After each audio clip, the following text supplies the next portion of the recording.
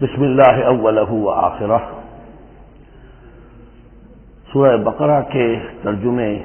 اور مختصر تشریح کے اختتام کے بعد اب ہمیں مکی اور مدنی صورتوں کے اس پہلے گروپ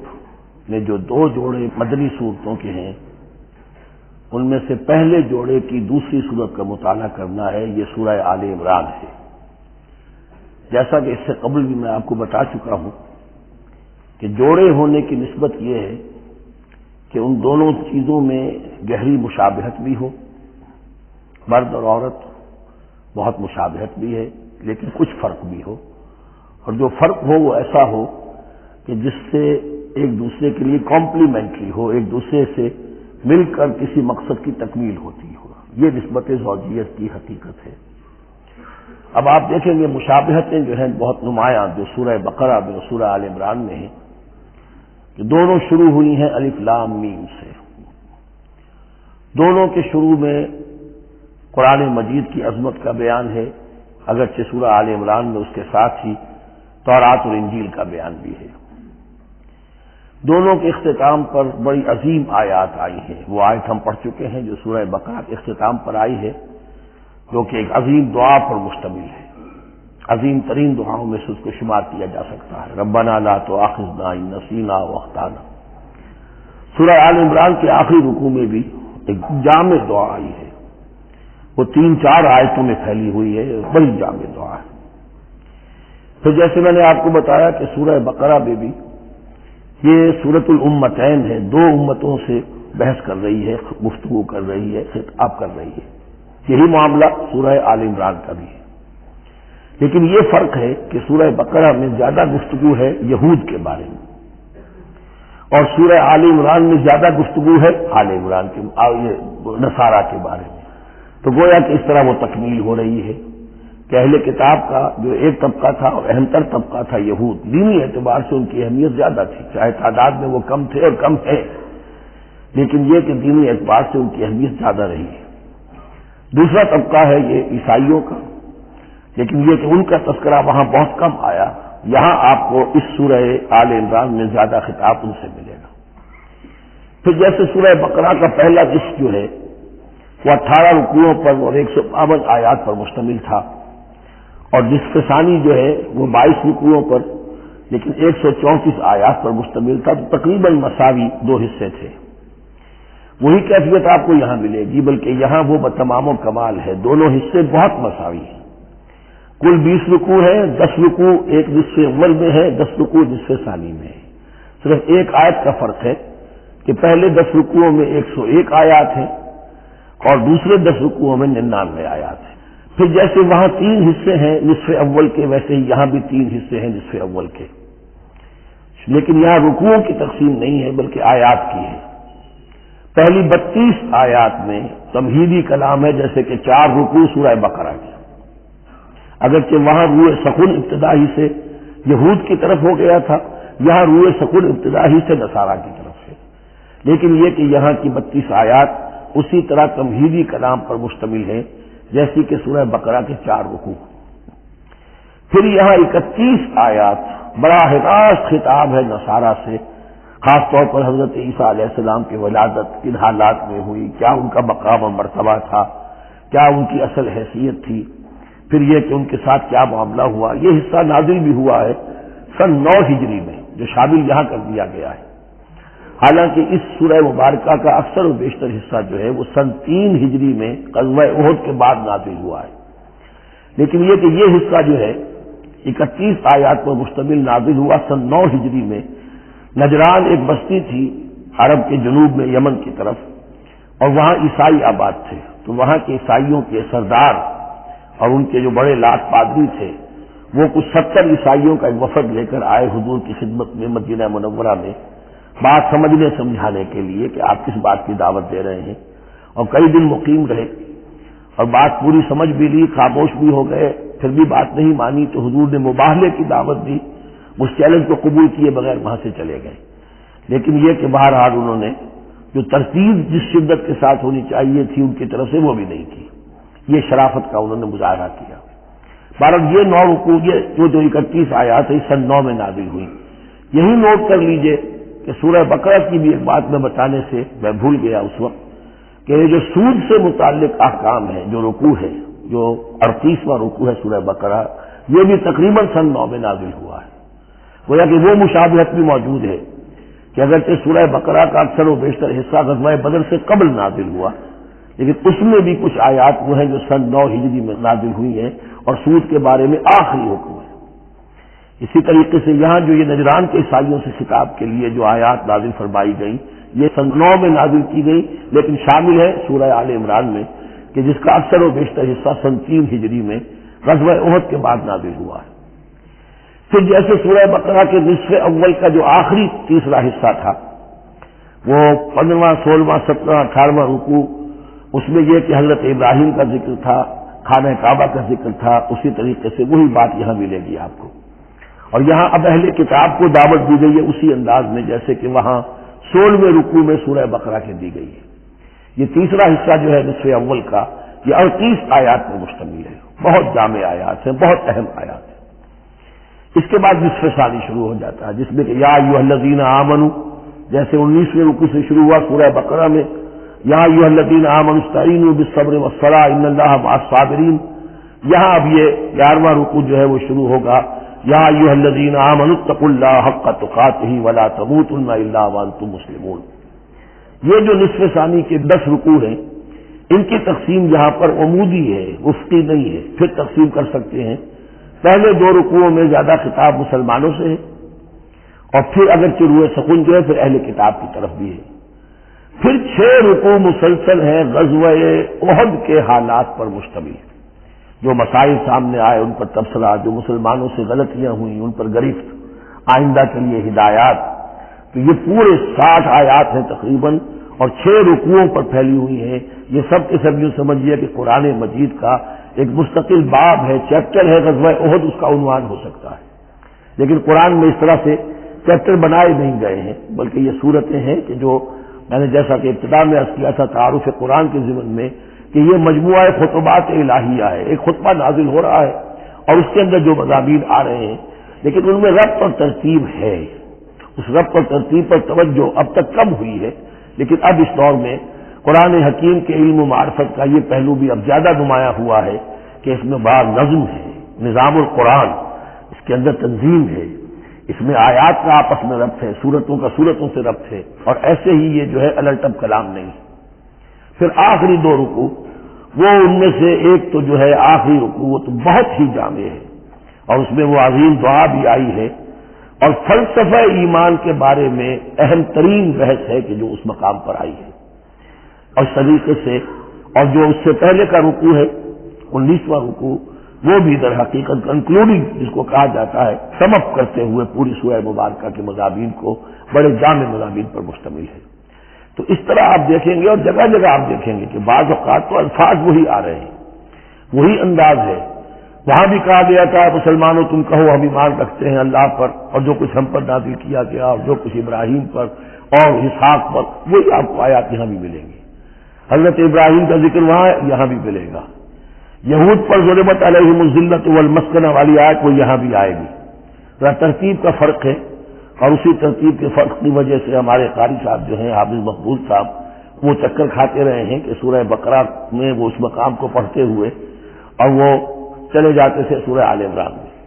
تو یہ متشابہ کہلاتے ہیں، قرآن مجید میں متشابہ، اور یہ حفاظ کے لیے مشکل ترین مقام ہوتے ہیں کہ تیزی میں روانی میں وہ اس سے مشابہ جو مقام ہے وہ ادھر منتقل ہو جاتے ہیں۔ لیکن مضامین کے اندر آپ کو اتنی گہری مناسبت نظر آئے گی کہ جس کو میں نے تشبیہ دی ہے زوجیت، کہ ظاہر بات ہے کہ ہر حیوان کا جوڑا جو ہوتا ہے وہ یوں سمجھیے کہ 90% تو ایک دوسرے سے مشابہ ہوں گے، لیکن یہ کہ ان میں 5-10% کا فرق بھی ہوگا، اور وہ فرق بھی ایسا ہوگا کہ جو دونوں کے جمع ہونے سے کوئی نیا مقصد پیدا ہو رہا ہے۔ اب جیسا کہ آپ کو معلوم ہے تناسل کا معاملہ ہے، اس کے اعتبار سے مرد اور عورت کے جسم میں فرق ہے، لیکن دونوں سے مقصد تناسل جو ہے کہ آگے نسل پھیلے، اولاد ہو، وہ مقصد حاصل ہو رہا ہے، وہ یک طرفہ طور پر حاصل نہیں ہو سکتا۔ یہ نسبت زوجیت جو ہے قرآن حکیم کی صورتوں میں بتمام و کمال ہے، اکثر و بیشتر میں۔ البتہ ان میں گہرے تدبر کی ضرورت ہے، غور و فکر کیا جائے، سوچ بچار کیا جائے، تو پھر اس نظم قرآن کے حوالے سے اضافی معنی، اضافی علم اضافی معرفت، اضافی حکمت کے خزانے کھلتے ہیں۔ بس اسی پر اکتفا کرتے ہیں، اور اب اس کے بعد ہم اس سورہ مبارکہ کا سورہ آل عمران کا یہ اور یاد کر لیجئے کہ میں نے آپ کو بتایا تھا کہ نبی اکرم صلی اللہ علیہ وسلم نے ان دونوں صورتوں کو ایک نام دیا ہے۔ جیسے آخری جو دو صورتیں ہیں قرآن مجید کی، ان کو ایک نام دیا گیا معوذتین، قل اعوذ برب الفلق، قل اعوذ برب الناس۔ ان دونوں صورتوں کو ایک نام دیا گیا الزہراوین، دو نہایت تابناک اور روشن صورتیں۔ تو یہ اس میں تمہیدی کلام میں بس اسی پر اکتفا کر کے اب ہم آگے مطالعہ شروع کرتے ہیں۔ الحمدللہ وکفی والصلاۃ والسلام علی عبادہ الذین اصطفی، خصوصاً علی افضلہم وخاتم النبیین محمد الامین وعلی آلہ وصحبہ اجمعین۔ اما بعد فقد قال اللہ تبارک وتعالی کما ورد فی سورۃ آل عمران، اعوذ باللہ من الشیطان الرجیم، بسم اللہ الرحمن الرحیم، الف لام میم، اللہ لا الہ الا هو الحی القیوم، نزل علیک الکتاب بالحق مصدقا لما بین یدیہ وانزل التوراۃ والانجیل من قبل هدى للناس وانزل الفرقان ان الذين كفروا بآيات الله لهم عذاب شديد والله عزيز ذو انتقام، صدق الله العظيم۔ رب اشرح لي صدري ويسر لي امري واحلل عقدة من لساني يفقهوا قولي۔ اللهم ربنا الهمنا رشدنا واعذنا من شرور انفسنا، اللهم ارنا الحق حقا وارزقنا اتباعه وارنا الباطل باطلا وارزقنا اجتنابه، اللهم وفقنا لما تحب وترضى، اللهم ربنا انس وحشتنا في قبورنا وارحمنا بالقرآن العظيم، اللهم اجعله لنا اماما ونورا وهدى ورحمة، اللهم ذكرنا منه ما نسينا وعلمنا منه ما جهلنا، وارزقنا تلاوته آناء الليل وآناء النهار واجعله لنا حجة یا رب العالمین، آمین۔ الف لام میم یہ حروف مقطعات ہیں جن کے بارے میں اجمالی گفتگو سورہ بقرہ کے آغاز میں ہم کر چکے ہیں۔ اللہ لا الہ الا هو الحی القیوم، یہ الفاظ آیت الکرسی کے آغاز میں سورہ بقرہ میں آ چکے ہیں۔ ایک بات نوٹ کر لیجئے کہ ایک حدیث میں آتا ہے کہ اللہ کا ایک اسم اعظم ہے کہ جس کے حوالے سے اگر کوئی چیز اللہ سے مانگی جائے تو وہ ضرور دیتا ہے، لیکن اس کو حضور نے بتایا نہیں کہ وہ اسم اعظم کون سا ہے۔ کچھ اشارے کیے، جیسے رمضان میں ایک شب ہے لیلۃ القدر جو 1000 مہینوں سے افضل ہے، تعین کے ساتھ نہیں بتایا وہ کون سی، تاکہ تلاش کرو، زیادہ ذوق و شوق کا معاملہ ہو۔ لیکن جو اشارات آپ نے کیے ہیں اس سے اندازہ ہوتا ہے، کیونکہ یہ فرمایا گیا کہ یہ 3 صورتوں میں ہے، سورہ بقرہ میں، سورہ آل عمران میں اور سورہ طٰہٰ میں، وہ الفاظ الحی القیوم جو مشترک ہیں، سورہ بقرہ میں آیت الکرسی میں آئے ہیں، آل عمران میں یہاں دوسری آیت میں موجود ہیں، اور سورہ طٰہٰ کے بھی شروع کے اندر موجود ہیں۔ نزل علیک الکتاب بالحق، اس نے نازل فرمائی ہے، اس اللہ نے جس کے سوا کوئی معبود نہیں، جو الحی ہے القیوم ہے۔ اس میں اشارہ ہو رہا ہے اس کلام کی عظمت کی طرف کہ جان لو یہ کلام کس کا ہے، کس نے اتارا ہے۔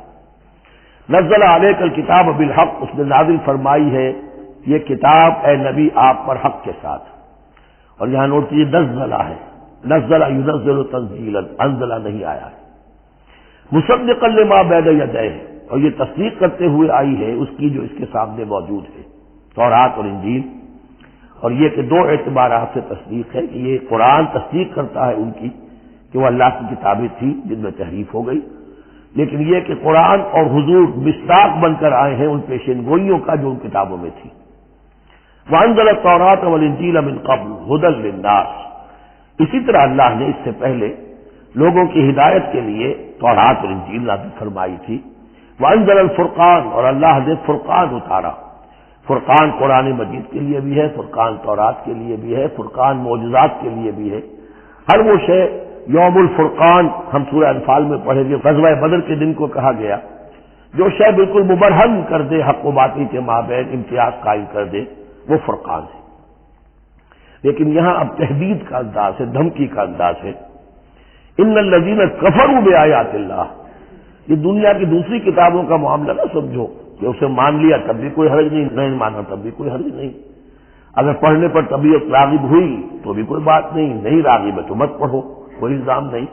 یہ کتاب ویسی نہیں، بلکہ یہ کتاب تو اب اگر نہیں مانو گے، ایمان نہیں لاؤ گے تو ان الذین کفروا بآیات اللہ لہم عذاب شدید، تو ان کے لیے بہت سخت سزا ہوگی۔ واللہ عزیز ذو انتقام، اور اللہ تعالی زبردست ہے، انتقام لینے والا ہے۔ یہ لفظ بہت اہم ہے کہ اللہ تعالی جہاں رؤوف ہے، رحیم ہے، شفیق ہے، غفور ہے، ستار ہے،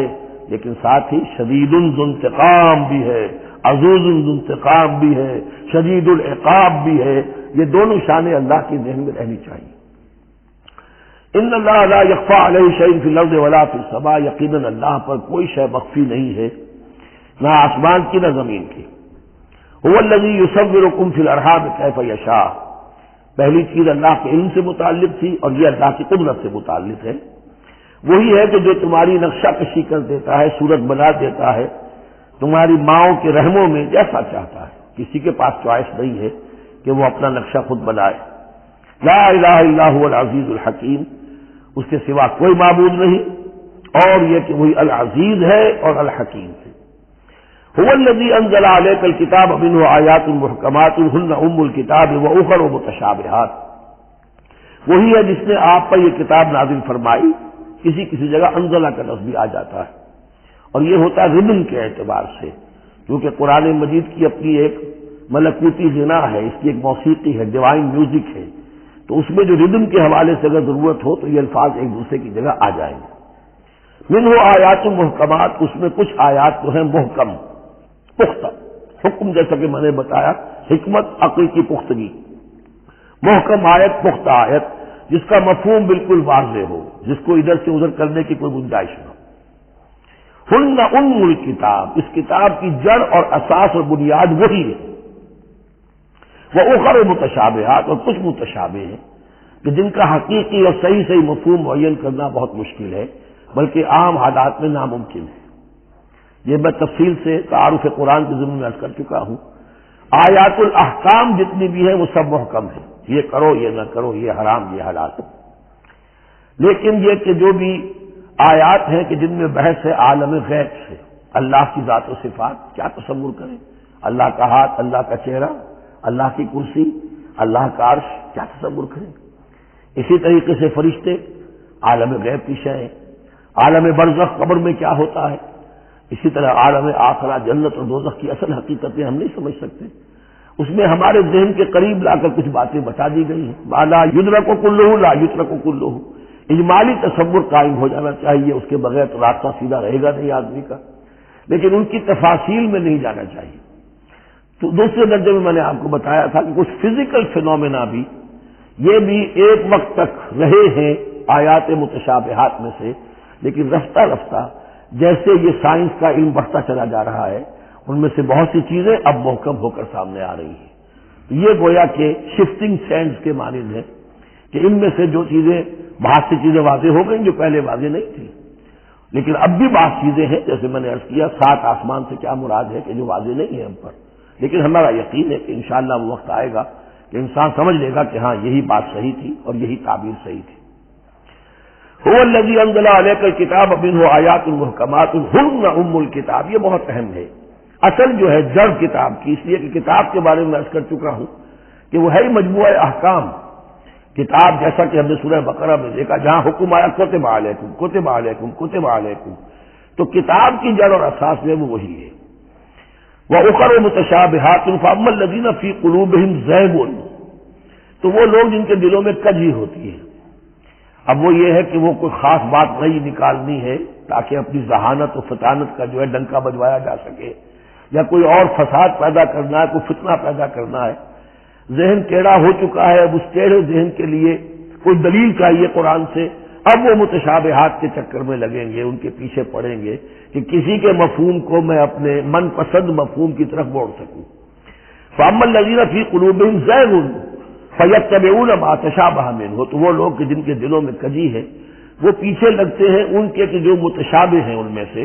ابتغاء الفتنۃ، یا تو فتنہ اٹھانا چاہتے ہیں فتنے کی تلاش میں، وابتغاء تاویلہ، اور تلاش کرنے کے لیے کہ اس کی اصل حقیقت، اصل منشا، اصل مراد کیا ہے۔ یعنی یہ بھی ہو سکتا ہے کسی کا علمی ذوق ہی ایسا ہو جائے، اور یہ بھی ہو سکتا ہے کہ ایک شخص کی فطرت میں کجی ہو۔ وما یعلم تاویلہ الا اللہ، حالانکہ ان کا حقیقی مفہوم اللہ کے سوا کوئی نہیں جانتا۔ والراسخون فی العلم یقولون، اور جو لوگ علم میں راسخ ہیں، پختہ ہیں، جن کی جڑیں گہری ہو چکی ہیں علم میں، وہ کیا کہتے ہیں؟ یقولون آمنا بہ کل من عند ربنا، ہم ایمان لائے اس کتاب پر، قرآن پر، یہ کل کا کل ہمارے رب کی طرف سے ہے۔ جو بات صاف سمجھ میں آ گئی ہے اس پر عمل کریں گے، جو بات پوری طرح سمجھ میں نہیں آ رہی ہے انتظار کریں گے، لیکن یہ اجمالی یقین رکھیں گے کہ یہ ہے اللہ کی کتاب۔ آمنا بہ کل من عند ربنا وما یذکر الا اولو الالباب، لیکن یہ صحیح روش اور یہ نصیحت نہیں حاصل کر سکتے مگر وہی کہ جو ہوش مند ہے، عقل مند ہے۔ اور سب سے بڑی ہوش مندی یہ ہے کہ انسان اپنی عقل کی لیمیٹیشنز کو جان لے، میری عقل کی حدود کیا ہے، عقل کہاں تک جا سکتی ہے۔ اگر انسان اپنی عقل کی حدود کو نہیں جانتا تو وہ پھر اولو الالباب میں سے نہیں ہے۔ عقل بڑی شے ہے لیکن یہ کہ اس کی حدود ہیں، ایک حد سے آگے یہ عقل تجاوز نہیں کر سکتی۔ گزر جا عقل سے آگے کہ یہ نور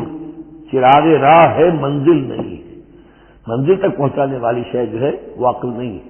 وہ قلب پہنچائے گا، لیکن یہ کہ بہرحال عقل ایک روشنی دیتی ہے، حقیقت کی طرف اشارے کرتی ہے۔ ربنا لا تزغ قلوبنا بعد إذ هديتنا، اور ان کا یہ قول ہوتا ہے اولو الالباب کا، اے رب ہمارے دلوں کو کج نہ ہونے دیجو اس کے بعد کہ تو نے ہمیں ہدایت دے دی ہے۔ وهب لنا من لدنک رحمہ، اور ہمیں تو خاص اپنے خزانہ فضل سے رحمت عطا فرما، انک انت الوہاب، یقیناً تو ہی سب کچھ دینے والا ہے، تیری ہی بارگاہ سے ملے گا۔ ربنا انک جامع الناس لیوم لا ریب فیہ، اے رب ہمارے یقیناً تو جمع کرنے والا ہے لوگوں کو اس دن جس دن میں کوئی شک نہیں ہے، قیامت کا دن، یوم القیامہ۔ ان اللہ لا یخلف المیعاد، یقیناً اللہ تعالی اس وعدے کے خلاف نہیں کرے گا، اپنے وعدے کی خلاف ورزی نہیں کرتا، لہذا جو اس نے بتایا ہے کہ وہ دن آئے گا وہ آ کر رہے گا۔ ان الذین کفروا لن تغنی عنہم اموالہم ولا اولادہم من اللہ شیئا، اب یہ ذرا تحدی کا انداز ہے، چیلنج کا انداز ہے۔ زمانہ نزول کے اعتبار سے آپ نے نوٹ کر لیا کہ یہ سن 3 میں نازل ہو رہی ہے، سورہ مبارکہ غزوہ احد کے بعد، لیکن یہ کہ یہ رکوع جو ہے اس کے بارے میں گمان غالب ہے کہ یہ غزوہ بدر کے بعد نازل ہوئی ہے۔ غزوہ بدر جو ہے اس میں ایک طرح مسلمانوں کو بڑی زبردست فتح حاصل ہوئی تھی، تو مسلمانوں کا مورال بہت بلند تھا، لیکن ایسی روایات بھی ملتی ہیں کہ جب مسلمان بدر سے کامیاب ہو کر، غازی بن کر، فتح یاب ہو کر واپس آئے تو جو یہودی قبیلے تھے مدینے کے، ان میں سے بعض لوگوں نے کہا کہ مسلمانوں اتنا نہ اتراؤ، یہ کچھ قریش کے تجربہ کار چھوکرے تھے جن سے تمہارا مقابلہ پیش آیا ہے، اگر ہم سے کبھی اس کا مقابلہ پیش آیا تو معلوم ہوگا، تب دن میں تارے نظر آئیں گے وغیرہ وغیرہ۔ تو اس پس منظر میں یہ الفاظ کہے جا رہے ہیں کہ نہیں، تمام کفار اسی طریقے سے آخر کار زیر ہوں گے اور اللہ کے دین کو غالب ہونا ہے، واللہ غالب علی امرہ ولکن اکثر الناس لا یعلمون۔ ان الذین کفروا لن تغنی عنہم اموالہم ولا اولادہم من اللہ شیئا، یقیناً جن لوگوں نے کفر کی روش اختیار کی ہرگز نہ بچا سکیں گے انہیں، نہ ان کے مال نہ ان کی اولاد اللہ سے کچھ بھی۔ وَأُولَٰئِكَ هُمْ وَقُودُ النَّارِ، اور وہ تو سب کے سب آگ کا ایندھن بنیں گے۔ کداب آل فرعون، تمہاری تو حیثیت ہی کیا ہے کہ پندی کا شوربہ۔ آل فرعون کا معاملہ یاد کرو، ان کے ساتھ کیا ہوا تھا، شہنشاہ اور بڑے لاؤ لشکر والا، وفرعون ذی الاوتاد، کداب آل فرعون والذین من قبلہم، اور اسی پر کیا اس سے پہلے ثمود اور عاد جیسی قومیں زبردست جو ہیں اسی جزیرہ نما عرب میں رہی ہیں، کذبوا بآیاتنا، انہوں نے بھی ہماری آیات کو جھٹلایا تھا، فاخذہم اللہ بذنوبہم، تو اللہ نے پکڑا ان کو گناہوں کی پاداش میں، واللہ شدید العقاب، اور اللہ سزا دینے میں بہت سخت ہے۔ قل للذین کفروا، اے نبی کہہ دیجئے ان لوگوں سے جو کفر کی روش اختیار کر رہے ہیں، ستغلبون وتحشرون الی جہنم، تم سب کے سب مغلوب ہو کر رہو گے، دنیا میں مغلوب ہوگے اور پھر جہنم کی طرف گھیر کر لے جائے جاؤ گے. وبئس المہاد، اور وہ بہت برا ٹھکانہ ہے. قد کان لکم آیۃ فی فئتین التقطا، تمہارے لیے ایک نشانی آ چکی ہے ان دو گروہوں میں جو آپس میں جنہوں نے جنگ کی، یعنی بدر کی جنگ ہوئی. اس میں ایک طرف مسلمان تھے، ایک طرف مشرکین مکہ تھے. تمہارے لیے نشانی موجود ہے. قد کان لکم آیۃ فی فئتین التقطا فئۃ تقاتل فی سبیل اللہ، اس میں سے ایک جماعت وہ تھی، ایک گروہ وہ تھا جو اللہ کی راہ میں جنگ کر رہا تھا. وہ اخری کافرۃ، اور دوسرا گروہ جو ہے وہ کافر تھا. یرونہم مثلیہم رأی العین، وہ دیکھ رہے تھے اپنی آنکھوں سے کہ ان سے دگنے ہیں. اب اس کے کئی معنی کیے گئے ہیں. ایک یہ بھی ہے کہ مسلمانوں کو تو کھلم کھلا نظر آ رہا تھا کہ ہم سے دگنی فوج ہے، بلکہ 3 گنی تھی. بعض روایات میں ایسا بھی آتا ہے کہ اللہ تعالیٰ نے کفار پہ ایسا روب طاری کر دیا تھا غزوہ بدر میں کہ انہیں نظر یہ آ رہا تھا کہ مسلمان ہم سے دگنے ہیں. تو ایسا ہو جاتا ہے، انسان کی سماعت اور بصارت پر ایسا اثر ہو جائے. تو اللہ تعالیٰ نے یہ کیا، وہ بھی بعض روایات ہیں. واللہ یؤید بنصرہ من یشاء، اور اللہ تائید فرماتا ہے اپنی نصرت سے جس کی چاہتا ہے. ان فی ذلک لعبرۃ، اس میں یقیناً ایک عبرت ہے، سبق آموزی ہے. لأولی الابصار، لیکن یہ عبرت اور سبق آموزی صرف ان کے لیے ہوتی ہے کہ جو آنکھیں رکھتے ہوں، جن کے اندر جو ہے دیکھنے کی صلاحیت موجود ہو. اب یہ آج بڑی اہم آ رہی ہے فطرت انسانی کے اعتبار سے.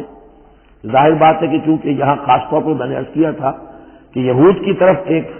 جو ہے وہ ایک روح سخن موجود ہے اہل کتاب کی طرف، اور اس واقعے کے اندر تو خاص طور پر جن لوگوں کے اندر کہ یہ دنیا کی محبت زیادہ شدید ہوتی ہے، تو اس کا ایک اثر بتا رہے ہیں کہ یہ واقعہ اللہ نے فطرت انسانی میں رکھی ہے. اس لیے کہ یہ دنیا جو ہے اسے اللہ نے چلانا ہے، اس کی رونقیں رکھنی ہے جب تک اس کی مرضی ہے. قیامت تک تو اسے آباد رکھنا ہے. اولاد پیدا ہوگی تو دنیا قائم رہے گی، نسل چلے گی. مرد اور عورت کی ایک دوسرے کے ساتھ کشش ہوگی تو اولاد پیدا ہوگی. اور یہ تمام چیزیں جو ہیں، دولت کی کوئی طلب ہوگی تو آدمی محنت کرے گا، مشقت کرے گا، کمائے گا. تو اس لیے یہ چیزیں فطرت انسانی میں ہیں، یہ بیسک اینیمل انسٹنکٹس ہیں. بس ضرورت اس بات کی ہوتی ہے کہ انسٹنکٹس کو دبا کر رکھا جائے، اللہ کی محبت، اللہ کی شریعت کو اس سے بالا کر رکھا جائے. بس یہ نہیں ہے کہ ان کو ختم کر دیا جائے. سیلف اینیہیلیشن اسلام میں نہیں ہے، یہ رہبانیت ہے کہ اپنے نفس کو کچل دو، ختم کر دو. نہیں، سیلف کنٹرول، اپنے آپ کو کنٹرول میں رکھو. یہ منہ زور گھوڑا ہے نفس انسانی کا، لیکن جتنا طاقتور گھوڑا ہوگا اتنا ہی آپ کے لیے تیز دوڑنا جو ہے وہ آسان ہوگا. لیکن جتنا منہ زور اور طاقتور گھوڑا ہے اتنا ہی اسے قابو میں رکھنے کی ضرورت بھی ہے، ورنہ اگر اس کے رحم و کرم پر سوار آ گیا تو جہاں چاہے گا پٹخنی دے دے گا. تو اس اعتبار سے سیلف کنٹرول ہو، گھوڑا پورا قابو میں ہو. البتہ یہ ہے کہ سیلف کو، اپنے نفس کو، اس کو کچل ڈالنا، سیلف اینیہیلیشن، یہ اسلام میں نہیں. زین للناس حب الشہوات من النساء، مزین کر دی گئی ہے لوگوں کے لیے ایک تو محبت جو ہے، شہوت کی محبت خواتین کے بارے میں. اب دیکھیے یہاں بھی قرآن مجید گویا کہ ایک طرح سے تائید کر رہا ہے فرائڈ کی. اس کے نزدیک سب سے پورٹنٹ فیکٹر جو ہے، سب سے پورٹنٹ جو موٹو ہے انسان کا، وہ سیکس ہے. اور یہاں بھی اللہ تعالیٰ نے سب سے پہلے اسی کا ذکر کیا ہے. اگرچہ میرے نزدیک ضروری نہیں ہے، اس لیے کہ دوسری جگہوں پر پیٹ جو ہے معاشی ضرورت یہ اس سے بھی سخت ہو جاتی ہے. لیکن یہ کہ واقعتاً یہ حضور نے بھی فرمایا ہے صلی اللہ علیہ وسلم، ما ترکت بعدی فتنۃ اضر علی الرجال من النساء، میرے بعد اب مردوں کے لیے عورتوں کے فتنے سے بڑا فتنہ اور کوئی نہیں ہے. ان کی محبت جو ہے وہ انسان کو کہاں سے کہاں لے جاتی ہے. بلعام بن باورہ یہود کے اندر ایک بہت بڑا عالم اور فاضل شخص تھا. ایک عورت کے چکر میں آ کر اور وہ شیطان کا پیرو بن گیا. وہ قصہ آئے گا سورہ اعراف کے اندر. تو واقعہ یہ ہے، ایک فطرت کے اندر ہے تو صحیح، محبت تو ہے. زین للناس حب الشہوات من النساء والبنین، اور بیٹے انسان کو بہت پسند ہے، بیٹے ہوں، اس کا نام چلتا رہے، بڑھاپے کا سہارا بنے. والقناطیر المقنطرۃ من الذهب والفضہ، اور یہ کہ خزانے ہوں جمع کیے ہوئے سونے کے اور چاندی کے. والخیل المسومۃ، اور گھوڑے ہوں بڑے نسل والے گھوڑے جو ہیں جن پر کے نشان لگے ہوئے ہوتے ہیں، پیڈگری ہوتی ہے ان کی. والانعام، اور مویشی ہوں، مال جو ہے پنجاب میں اور سرائکی کے علاقے میں مال کہتے ہی جانوروں کو ہے، ان حیوانات کو ہے مال مویشی. والانعام والحرث، اور کھیتی. ذالک متاع الحیات الدنیا، بس جو نقطۂ اعتدال ہے وہ یہ ہے کہ جان لو یہ ساری چیزیں اس دنیا کی زندگی کا ساز و سامان ہے، اس زندگی کے لیے ضروریات کی حد تک ان سے فائدہ اٹھانا اس میں کوئی بری بات نہیں، لیکن واللہ عندہ حسن المآب، لیکن اللہ کے پاس ہے اچھا لوٹنا، وہ جو ہے جو اللہ کے پاس ہے اس کے مقابلے میں یہ کچھ بھی نہیں۔ اگر یہ ایمان بالآخرہ ہے تو پھر تو انسان ان تمام چیزوں کو، اپنے تمام جذبات و میلانات کو ایک حد کے اندر رکھے گا، اس سے آگے نہیں آنے دے گا۔ لیکن اگر ان میں سے کوئی ایک شے بھی اتنی زوردار ہو گئی اس کی محبت کہ آپ کے دل کے اوپر اس کا قبضہ ہو گیا تو بس آپ گئے، اب وہی ند ہے، وہی اب آپ کا معبود ہے، چاہے وہ دولت ہو، چاہے وہ کوئی اور شے ہو، وہ اب آپ کا معبود بن جائے گی۔ قُلْ أَنَبِّئُكُم بِخَيْرٍ مِّن ذَلِكُمْ،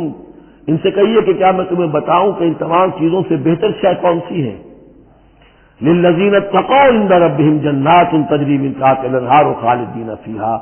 وہ لوگ کہ جو اپنے رب کا تقوی اختیار کرتے ہیں۔ تقوی یہی ہے کہ اپنے نفس کا بھی حق ہے دو، ان لنفسک علیک حقا، لیکن ناجائز راستے سے نہیں۔ تمہارے پیٹ کا بھی حق ہے، اس کا ادا کرو، لیکن عقل حلال سے۔ تمہاری اولاد کا تم پر حق ہے، ان لنفسک علیک حقا وان لزوجک علیک حقا وان لزورک علیک حقا، تمہارے ملاقاتی آتے ہیں ان کا بھی تم پر حق ہے، وہ حقوق ادا کرو، لیکن اللہ سے اوپر کسی حق کو فائت نہ کر دینا، بس یہ ہے اصل بات۔ اگر تو یہ اگر حفظ مراتب نہ کنی زندگی، اگر یہ حفظ مراتب نہیں ہوگا تو گویا کہ اب آپ گئے، دین اور دنیا سب گئی۔ تو للذین اتقوا عند ربہم جنات، ان کے لیے ایسے باغات ہیں تجری من تحتہا الانہار، جن کے دامن میں ندیاں بہتی ہوں گی، خالدین فیہا، اس میں وہ ہمیشہ رہیں گے، وازواج مطہرۃ، اور بڑی ہی پاک عورتیں ہوں گی، ورضوان من اللہ، اور اللہ کی رضوان ہوگی، اللہ کی رضا ہوگی جو سب سے بڑی شے ہے، واللہ بصیر بالعباد، اور یقیناً اللہ تعالیٰ اپنے بندوں کو دیکھ رہا ہے۔ الذین، وہ کون سے بندے ہیں اس کے خاص؟ الذین یقولون ربنا اننا آمنا، تو یہ کہتے رہتے ہیں پروردگار ہم ایمان لے آئے، فاغفر لنا، پس ہمیں بخش دے، ذنوبنا، ہمارے گناہ، وقنا عذاب النار، اور ہمیں آگ کے عذاب سے بچائیو۔ اب ان کی بدح میں الفاظ استعمال ہو رہے ہیں، یہ کون لوگ ہیں جو یہ دعا کرتے ہیں، ان کے یہ اوصاف ہیں، اور اس میں گویا کہ تلقین ہے، اگر اللہ سے یہ دعا کرنا چاہتے ہو کہ اللہ تمہیں تمہارے گناہ بخش دے اور تمہیں جہنم کے عذاب سے بچائے، تو یہ اوصاف اپنے اندر پیدا کرو۔ الصابرین والصادقین والقانتین والمنفقین والمستغفرین بالاسحار، صبر کرنے والے اور راست باز، راست بازی میں راست گوئی بھی ہے، راست کردار بھی ہے، عمل بھی آپ کا صحیح صحت پر ہو، درستی پر ہو، اور قول بھی صحیح اور درست ہو۔ والقانتین، فرما بردار، والمنفقین، اللہ کی راہ میں خرچ کرنے والے، والمستغفرین بالاسحار، اور جو جس کو آپ کہتے ہیں small hours of the morning, وہ جو سحر کا وقت ہے، سحری کا وقت ہے، اس میں استغفار کرنے والے۔ ایک تو نمازیں ہیں جو 5 نمازیں ہیں، لیکن خاص وہ وقت جو ہے اس میں جبکہ فرمایا گیا ہے کہ رات کے آخری حصے میں اللہ تعالیٰ نزول فرماتا ہے سمائی دنیا تک، اور پھر ایک ندا ہوتی ہے، حل من مستغفر فاغفر له، حل من سائل فاعطیہ، ہے کوئی استغفار کرنے والا کہ میں اسے معاف کر دوں، ہے کوئی کچھ مانگنے والا کہ میں اسے عطا کر دوں۔ ہم تو مائل بکرم ہیں، کوئی سائل ہی نہیں، راہ دکھلائیں کسے، رہرو منزل ہی نہیں۔ شہد اللہ انہ لا الہ الا هو والملائکۃ واولو العلم قائما بالقسط، اللہ خود گواہ ہے کہ اس کے سوا کوئی معبود نہیں، سب سے بڑی گواہی تو اللہ کی ہے، والملائکۃ، اور سارے فرشتے گواہ ہیں، واولو العلم، اور اولو العلم بھی اس پر گواہ ہیں۔ یہ اولو العلم جو ہے، اولو الالباب، اولو العلم الذین یعقلون، یہ وہ لوگ ہیں کہ جو ان کائناتی آیات کے حوالے سے اللہ کو پہچان لیتے ہیں اور اس کو مان لیتے ہیں کہ وہی معبود برحق ہے۔ جو ہم نے 20ویں رکوع کی پہلی آیت پڑھی تھی سورہ بقرہ کی، ان فی خلق السماوات والارض واختلاف اللیل والنہار والفلک التی تجری فی البحر بما ینفع الناس، اور یہ تمام بہت سے فینومینا آف دی نیچر بیان کر کے لآیات لقوم یعقلون، تو جو یعقلون ہیں، جو اولو الالباب ہیں، اولو العلم ہیں، وہ بھی گواہ ہے کہ اللہ کے سوا کوئی معبود نہیں۔ لیکن یہاں جو اہم ترین لفظ ہے وہ اب آ رہے ہیں، قائما بالقسط، وہ قسط اور عدل کا قائم کرنے والا ہے۔ وہ جو میں نے کل عرض کیا تھا کہ ہم بھی سمجھتے ہیں کہ اللہ عدل قائم کرتا ہے اور عدل کرے گا، البتہ یہ کہ اہل سنت کے نزدیک یہ کہنا جو ہے سوء ادب ہے کہ اللہ پر عدل کرنا واجب ہے، اللہ پر کسی شے کا وجوب نہیں، لیکن اللہ کو عدل پسند ہے، اللہ کو اللہ یحب المقسطین، اللہ خود بھی عدل فرمائے گا۔ لا الہ الا هو العزیز الحکیم، اس کے سوا کوئی معبود نہیں ہے، وہ زبردست ہے، کمال حکمت والا۔ ان الدین عند اللہ الاسلام، دین تو اللہ کے نزدیک پسندیدہ اور اللہ تعالیٰ کے ہاں منظور شدہ دین ایک ہی ہے، وہ الاسلام ہے۔ اور یہ بھی سورہ بقرہ اور سورہ آل عمران کے حوالے سے آپ سمجھ لیجئے، سورہ بقرہ میں ایمان پر زیادہ زور ہے۔ آمن الرسول بما انزل الیہ من ربہ، ایمانیات، شروع میں بھی ایمانیات، درمیان میں آیا بر میں ایمانیات۔ اس سورہ مبارکہ میں اسلام پر زیادہ زور ہے۔ اب ان دونوں میں بھی ایک نسبت ہے خاص جس کو بے تفصیل میں جانے کا موقع نہیں ہے۔ ان الدین عند اللہ الاسلام، آگے چل کر آیت آئے گی ومن یبتغ غیر الاسلام دینا فلن یقبل منہ، اگر کوئی شخص اسلام کے سوا کسی دین کو قبول کرے گا وہ اس کی جانب اللہ کے ہاں منظور نہیں ہوگا۔ وَمَا اخْتَلَفَ الَّذِينَ أُوتُوا الْكِتَابَ إِلَّا مِن بَعْدِ مَا جَاءَهُمُ الْعِلْمُ بَغْيًا بَيْنَهُمْ، یہ اسلام ہمیشہ سے چلا آ رہا ہے، حضرت آدم سے اسلام چلا آ رہا ہے۔ آیت الاختلاف اس کا گویا کہ خلاصہ آ گیا، اور جن لوگوں نے اختلاف کیا ہے، یہ پگڈنڈیاں نکالی ہیں، غلط راستوں پر مڑ گئے ہیں، تو یہ اس کے بعد کہ ان کے پاس علم آ چکا تھا، اور اصل سبب بغیم بینہم، ضدم ضدہ، دی ارتھ ٹو ڈومینیٹ۔ ومن یکفر بآیات اللہ، اور جو کوئی اللہ کی آیات کا انکار کرتا ہے، فإن اللہ سریع الحساب، تو اللہ تعالیٰ کو حساب لیتے دیر نہیں لگے گی، وہ بڑی تیزی کے ساتھ حساب لے لے گا۔ فإن حاجوک، پھر اے نبی اگر یہ آپ سے محاجہ کرتے ہیں، حجت بازی کرتے ہیں، دلیل بازی کرتے ہیں، مناظرے کرتے ہیں، فقل،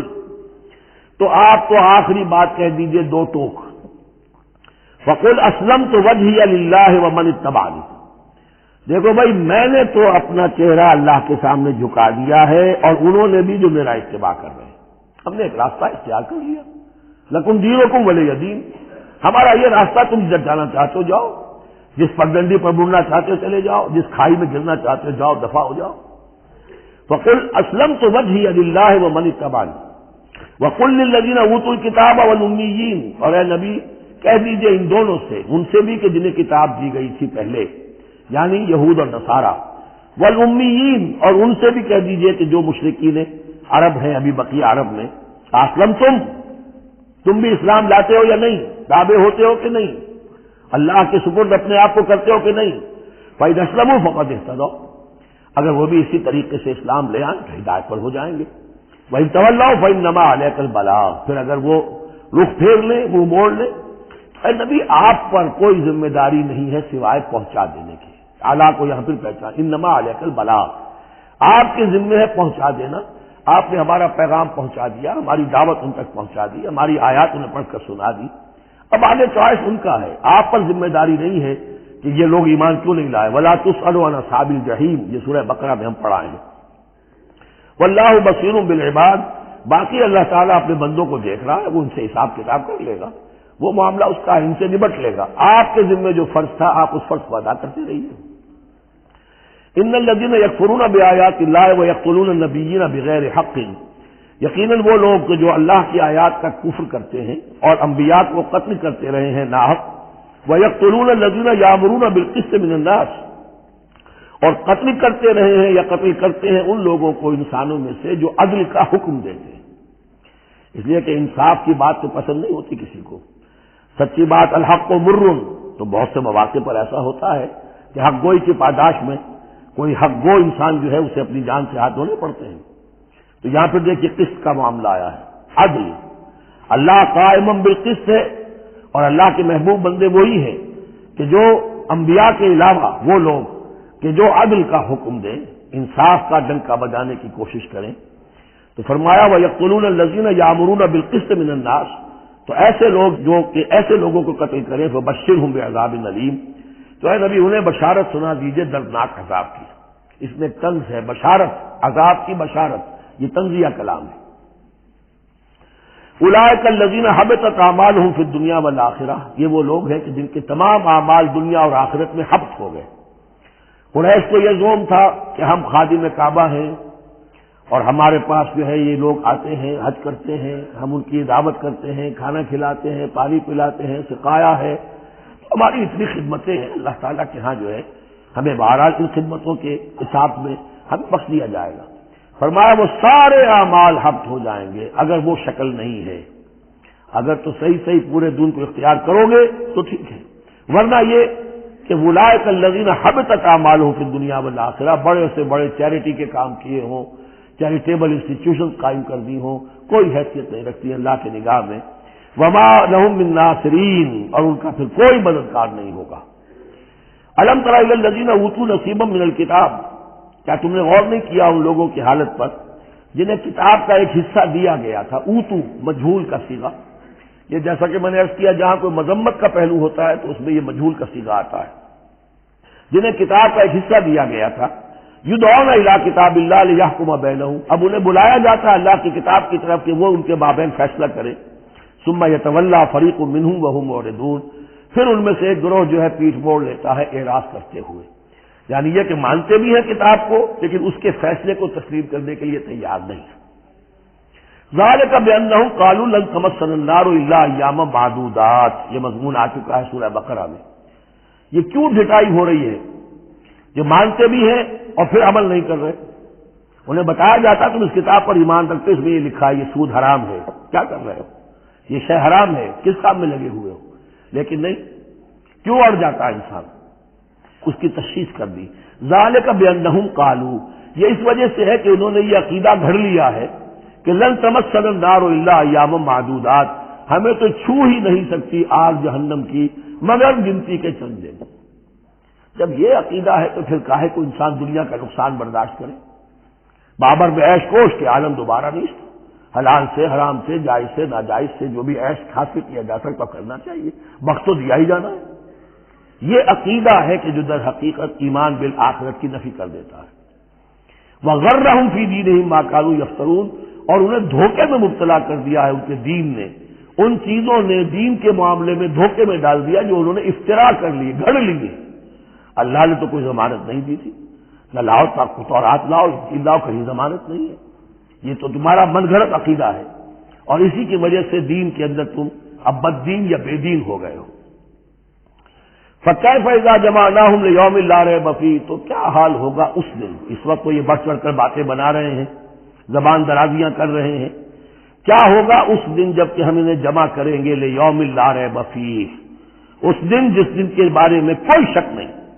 وَوُفِّيَتْ كُلُّ نَفْسٍ مَا كَسَبَتْ، اور پھر ہر ذی نفس کو، ہر جان کو، ہر انسان کو پورا دے دیا جائے گا جو کچھ اس نے کمائی کی ہوگی، وَهُمْ لَا يُظْلَمُونَ، اور ان پر کوئی زیادتی نہیں ہوگی۔ اب اس کے بعد پھر ایک بڑی عظیم دعا آ رہی ہے، اس سورہ مبارکہ میں دعائیں بہت ہیں، یہ بھی بہت عظیم دعا ہے، اور یہ تو باقاعدہ تلقین کر کے کہا گیا ہے۔ کہیں تو ایسا ہوتا ہے لوگ ایسے دعا کرتے ہیں، یہاں ہے قل اللہم مالک الملک، کہو اے اللہ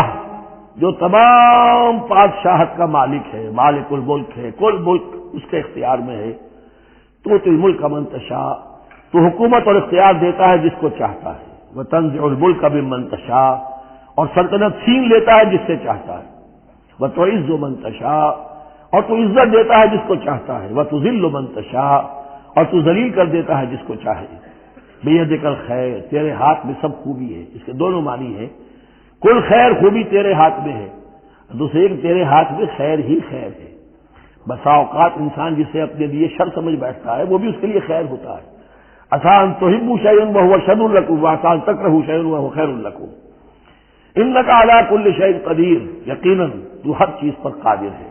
تولج اللیل فی النہار، تو رات کو لے آتا ہے دن میں تو رو کر، وتولج النہار فی اللیل، اور پھر دن کو نکال لاتا ہے رات میں سے پرو کر، وتخرج الحی من المیت، اور تو نکالتا ہے زندہ کو مردہ سے، وتخرج المیت من الحی، اور تو نکالتا ہے مردہ کو زندہ سے۔ اس کی بہترین مثال مرغی اور انڈا، مرغی میں جان نہیں ہے لیکن اسی میں سے چوزا برآمد ہوتا ہے، زندہ ہے، اور وہ مرغی جو ہے وہی انڈا دے رہی ہے، تو گویا کہ اللہ تعالیٰ کے ہاں وہ چیز چل رہی ہے، تخرج الحی من المیت وتخرج المیت من الحی، وترزق من تشاء بغیر حساب، اور تو دیتا ہے جس کو چاہتا ہے بے حد و حساب۔ لا يتخذ المؤمنون الکافرین اولیاء من دون المؤمنین، اہل ایمان نہ بنائیں اپنے دوست کافروں کو اولیاء، ایسا دوست جو قلبی دوست ہو، جو رازدار بھی ہو جاتے ہیں، پشت پناہ بھی ایک دوسرے کے سمجھے جاتے ہیں۔ یہ تعلق کفار کے ساتھ اختیار کرنے کی اجازت نہیں ہے۔ ایک اچھا رویہ ہو، ظاہری مدارات ہوں، آپ ان سے اچھے کلچرل طریقے پر بات کریں، تہذیب کے ساتھ، یہ اور بات ہے، لیکن دلی محبت، قلبی رشتہ، جذباتی تعلق، ان کی ایک ایسے باہمی مدد کا ایک رشتہ قائم کر لینا، پشت پناہ ہونے کا رشتہ بنا لینا، اس کی اجازت نہیں ہے۔ لا يتخذ المؤمنون الکافرین اولیاء من دون المؤمنین، اہل ایمان کو چھوڑ کر ان کے ساتھ یہ رشتہ قائم کرنا اللہ کو پسند نہیں۔ ومن یفعل ذلک فلیس من اللہ فی شیء، اور جو کوئی بھی یہ حرکت کرے گا پھر اس کا اللہ کے ہاں کوئی مقام نہیں ہوگا، کوئی رشتہ اللہ کا پھر اس کے ساتھ نہیں رہے گا۔ اللہ کے دشمنوں کے ساتھ تمہاری دوستی ہے تو ظاہر بات ہے کہ پھر اللہ کے ساتھ تمہارا کوئی تعلق نہیں رہا۔ الا ان تتقوا منہم تقا، سوائے یہ کہ تم ان سے بچاؤ کرنا چاہو، بچاؤ کے لیے بعض اوقات ایسے حالات ہوتے ہیں کہ کھلے مقابلے کا بھی موقع نہیں ہے، تو آپ طرح دے رہے ہیں، آپ وقت جو ہے یو آر بائنگ ٹائم، تو اس میں کوئی ظاہری خاطر مدارات کا مسئلہ بھی ہو جائے تو کوئی حرج نہیں ہے، لیکن یہ کہ مستقل واقعی قلبی محبت قائم کر لینا یہ جائز نہیں ہے۔ ویسے یہ کہ اسی پھر آیت کے اسی الفاظ کو ہمارے ہاں اہل تشیع نے تقیہ کی جڑ بنا دیا ہے، لیکن انہوں نے اسے پہنچا دیا اس حد تک کہ جھوٹ بھی بولو، اپنے عقائد بھی چھپا لو، اور اس کے لیے دلیل یہاں سے لاتے ہیں، لیکن یہ بالکل ایک دوسری شکل ہے کہ یہ صرف ایک ظاہری مدارات کی حد تک، ایک حد تک، یہ نہیں کہ آپ جھوٹ بولنے پر آ جائیں اور آپ ایک چیز کو چھپانے پر آ جائیں، بس یہ ہے کہ آپ اس وقت تک جیسے ہم پڑھ چکے ہیں سورہ بقرہ میں کہ اگرچہ یہ یہودی جو ہیں ان کے دلوں کے اندر آگ بھری ہوئی ہے تمہارے خلاف، لیکن یہ فصفحوا فاعفوا واصفحوا، ابھی ذرا درگزر کرتے رہو، ابھی فوری طور پر ان کے ساتھ جو ہے معاملہ کوئی مقابلے وغیرہ کا شروع کرنا مناسب نہیں۔ اس حد تک مسئلہ بینی تو صحیح ہے، لیکن یہ نہیں کہ جھوٹ بولا جائے معاذ اللہ۔ وَيُحَذِّرُكُمُ اللَّهُ نَفْسَهُ، اور اس میں بھی اب اور نرمی کرتی ہے، اللہ تمہیں ڈراتا ہے اپنے آپ سے، اللہ سے ڈرو، یعنی کسی اور سے ڈر کر خواہ صرف خاطر مدارات کر لینا بھی صحیح نہیں ہے، لیکن یہ کہ بہرحال ضرورت ہے، کسی وقت مصلحت ہے تو کرو، لیکن یہ کہ اصل تمہارے دل میں خوف اللہ کا رہنا چاہیے۔ وَإِلَى اللَّهِ الْمَصِيرُ، اور اللہ ہی کی طرف تمہیں لوٹ جانا ہے۔ قُلْ إِن تُخْفُوا مَا فِي صُدُورِكُمْ وَتُبْدُوهُ يَعْلَمُ اللَّهُ، یہ پھر وہی آیت آ گئی ہے جو سورہ بقرہ کے آخر میں آئی تھی، لِلَّهِ مَا فِي السَّمَاوَاتِ وَمَا فِي الْأَرْضِ وَإِن تُبْدُوا مَا فِي أَنفُسِكُمْ أَوْ تُخْفُوهُ يُحَاسِبْكُم بِهِ اللَّهُ، یہاں فرمایا قُلْ إِن تُخْفُوا مَا فِي صُدُورِكُمْ، کہہ دیجئے کہ اگر تم چھپاؤ جو کچھ کہ تمہارے سینوں میں ہے، اور تبدوہ، یا تم اسے ظاہر کر دو، یعلمہ اللہ، اللہ تعالیٰ اس کو جانتا ہے۔ تمہارے ظاہر کرنے چھپانے سے اللہ کا کوئی تعلق نہیں ہے، ایک دوسرے سے چھپا سکتے ہو، ظاہر کر سکتے ہو، اللہ سے نہیں۔ وَيَعْلَمُ مَا فِي السَّمَاوَاتِ وَمَا فِي الْأَرْضِ، اور وہ جانتا ہے جو کچھ کے آسمانوں میں اور زمین میں ہے۔ وَاللَّهُ عَلَى كُلِّ شَيْءٍ قَدِيرٌ، اور اللہ تعالیٰ ہر چیز پر قادر ہے۔ یوم تجد کل نفس ما عملت من خیر محضرا، اس دن کا تصور کرو جس دن ہر جان، ہر نفس موجود پائے گا، حاضر کیا ہوا پائے گا ہر وہ عمل جو اس نے کیا ہوگا۔ فمن یعمل مثقال ذرۃ خیرا یرہ ومن یعمل مثقال ذرۃ شرا یرہ، یوم تجد کل نفس ما عملت من خیر محضرا وما عملت من سوء، جو نیکی کی ہوگی اسے بھی موجود پائے گا، اور جو بڑی کمائی ہوگی وہ بھی موجود پائے گا۔ تود لو ان بینہا وبینہ امدا بعیدا، اور ہر جان یہ چاہے گی، ہر انسان یہ چاہے گا کہ کاش میرے اور میرے اعمال نامے کے درمیان بڑا فاصلہ آ جائے، میں اسے دیکھوں بھی نہ، میری نگاہ بھی اس پر نہ پڑے۔ وَيُحَذِّرُكُمُ اللَّهُ نَفْسَهُ، اور اللہ ڈرا رہا ہے تمہیں اپنے آپ سے، یعنی تقویٰ رکھنا ہے تو اس کا کرو، ڈرنا ہے تو اس سے ڈرو، خوف کھانا ہے تو اس سے کھاؤ۔ وَاللَّهُ رَءُوفٌ بِالْعِبَادِ، اور اللہ تعالیٰ اپنے بندوں کے حق میں بہت شفیق ہے، یعنی یہ وارننگ سے اسی لیے دے رہا ہے کہ تمہاری عاقبت برباد نہ ہو، بار بار سمجھا رہا ہے۔ قُلْ إِن كُنتُمْ تُحِبُّونَ اللَّهَ، یہ آیت بہت معروف بھی ہے، مسلمانوں کو پسند بھی ہے، ہمارے ہاں جو واعظ ہوتے ہیں، تقاریر ہوتی ہیں تو اس کے اندر بہت کثرت سے کوٹ ہوتی ہے۔ قُلْ إِن كُنتُمْ تُحِبُّونَ اللَّهَ فَاتَّبِعُونِي يُحْبِبْكُمُ اللَّهُ، اے نبی کہہ دیجئے کہ اگر تم لوگ چاہتے ہو کہ اللہ سے محبت کرو اگر تم اللہ سے محبت کرتے ہو فاتبعونی، تو میری پیروی کرو، میرا اتباع کرو۔ یحببکم اللہ، اللہ تم سے محبت کرے گا، ویغفر لکم ذنوبکم، اور تمہارے گناہ بخش دے گا، واللہ غفور الرحیم، اور اللہ غفور الرحیم ہے۔ قل اطیعوا اللہ والرسول، کہہ دیجئے اطاعت کرو اللہ کی اور اس کے رسول کی، فإن تولوا فإن اللہ لا يحب الکافرین، اور اگر وہ پیٹھ موڑ لیں تو اللہ کو ایسے کافر پسند نہیں ہے۔ یہ دو آیتیں اس اعتبار سے بڑی اہم ہیں کہ اس میں رسول کے لیے دو الفاظ آئے ہیں، اطاعت اور اتباع۔ اطاعت اگر نہیں ہے تو کفر ہو گیا۔ اطاعت تو لازم ہے، لیکن اطاعت کس چیز میں ہوتی ہے؟ جو حکم دیا ہے یہ کرو، آپ کو کرنا ہے۔ اتباع اس سے اوپر کی شے ہے، انسان خود تلاش کرے حضور کیا کرتے تھے، اور چاہے آپ نے نہیں فرمایا کہ یہ کرو، لیکن آپ ان کی پیروی کر رہے ہیں۔ یہ گویا کہ دائرہ وسیع ہو گیا۔ جس سے محبت ہوتی ہے اس کا انسان جو ہے اس کی ہر طرح سے اس کے ساتھ ایک مناسبت پیدا کرنا چاہتا ہے۔ کیسا لباس اس کا ہے ویسا ہی لباس اپنا بنائے، کیا چیزیں اس کو پسند ہیں کھانے میں وہی چیزیں خود بھی کھائے اور پسند کرے۔ تو یہ چیزیں جس کا حکم نہیں ہے، جیسے کہ ایک صحابی کا واقعہ آتا ہے کہ وہ ایک مرتبہ آئے اور انہوں نے اس وقت یہ دیکھا، ایک ہی مرتبہ آئے ہوں گے کہیں باہر سے بدو صحابی، کہ حضور کے کرتے کے بٹن لگے ہوئے نہیں تھے۔ انہوں نے ساری عمر پھر اپنے کرتے کے بٹن نہیں لگائے۔ حضور نے حکم تو نہیں دیا تھا، دیکھا یہ کہ محمد اس شان میں تھے اس وقت، تو پھر اس کے بعد اسی کو لازم کر لیا۔ اس اتباع میں یہ بات بھی آ جائے گی کہ اگرچہ دین کے کچھ تقاضے ایسے ہیں کہ جس درجے میں محمد الرسول اللہ صلی اللہ علیہ وسلم نے ان کو پورا کیا، اس درجے میں پورا کرنا کسی انسان کے بس میں نہیں ہے، پھر بھی اس کی کوشش کرتے رہنا یہ اتباع کا تقاضا ہے۔ مثلا حضور نے کوئی مکان نہیں بنایا،